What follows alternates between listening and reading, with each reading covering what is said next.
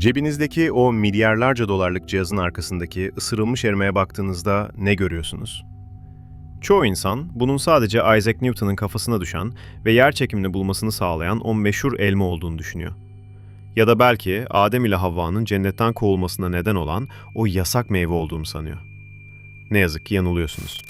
O ısırığın arkasında yatan gerçek hikaye, Newton'un fizik yasalarından çok daha trajik, çok daha karanlık ve utanç verici bir insanlık suçuna dayanıyor.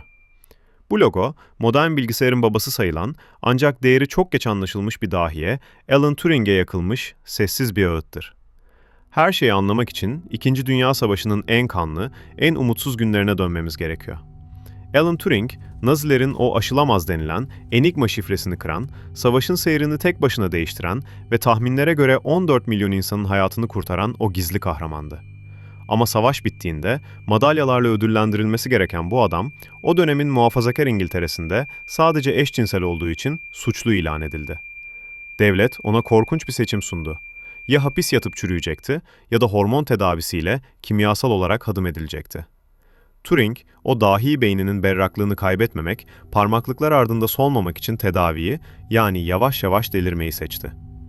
Ancak vücudu ve zihni değişime uğrarken bir gün artık bu aşağılanmaya dayanamadı. Pamuk Prenses masalını takıntılı derecede seven Turing, bu vedayı bile bir sahneye dönüştürdü.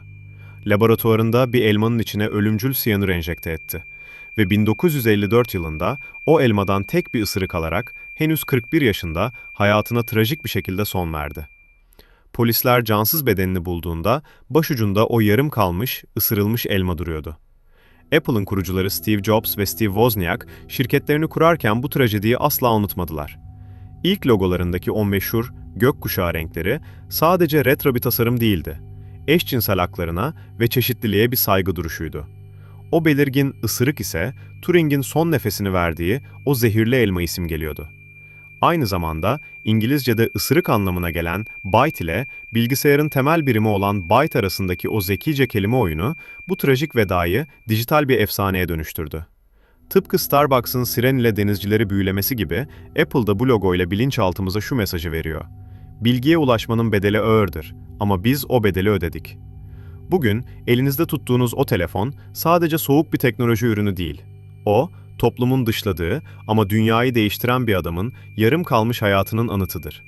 Bir dahaki sefere o logoya dokunduğunuzda yer çekimini değil, dünyayı kurtarmasına rağmen yalnızlığa itilen o dahiyi hatırlayın. Ama bu hikaye, devasa bir yapbozun sadece tek bir parçası. Etrafınıza bakın, gördüğünüz her sembol, Antik Yunan'dan Roma'ya uzanan gizli bir dil konuşuyor.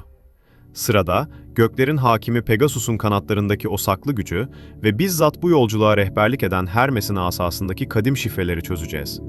Eğer siz de vitrinlerdeki o sessiz logoların arkasında yatan mitolojik fısıltıları duymak ve markaların karanlık tarihini keşfetmek istiyorsanız doğru yerdesiniz. Hermes'in izinde yürümeye devam edin ve abone ol butonuna tıklayarak bu mitolojik dedektifliğin bir parçası olun. Çünkü unutmayın, hiçbir logo göründüğü kadar masum değildir.